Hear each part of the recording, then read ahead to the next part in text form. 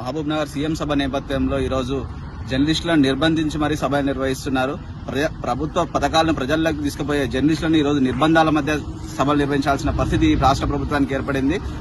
గత వారం రోజుల కింద ఎన్టీవీ జర్నలిస్టులను అక్రమ అరెస్టు చేసిన రీతిలో నిరసన తెలిపిన నేపథ్యంలో మళ్లీ అదే నిరసన తెలుపుతారనే భయంతోన జర్నలిస్టుల గొంతు నొక్కే విధంగా ఈరోజు మన తెలంగాణ రాష్ట్ర ప్రభుత్వం నిర్బంధాల మధ్య భయంతోనే ఈ సభలు నిర్వహించుకుంటుంది. దీన్ని పూర్తిగా టీయూడబ్ల్యూజేఐజే ఖండిస్తా ఉంది. జర్నలిస్టుల మీదనే ఈరోజు ప్రజాస్వామ్యంలో 4వ స్తంభమైన మీడియాని ఈరోజు గొంతు నొక్కే విధంగా ఈరోజు అరెస్టుల పేరుతో జర్నలిస్టులను నిర్బంధించే ప్రయత్నం చేస్తే ఏమాత్రం ఊరుకునేది లేదు. ఒక జర్నలిస్ట్ నాయకుడుగా నన్ను అరెస్ట్ చేయవచ్చు, కానీ కింది స్థాయిలో పనిచేసే అందరు జర్నలిస్టులు కూడా ఈరోజు ప్రజలతో మమేకమై ఉన్నారు, ప్రభుత్వంలో ఉన్నారు, ప్రభుత్వ కార్యక్రమాలను ప్రజల్లోకి తీసుకువెళ్తున్నారు. వీళ్ళందరూ కూడా రేపు ప్రభుత్వానికి రానున్న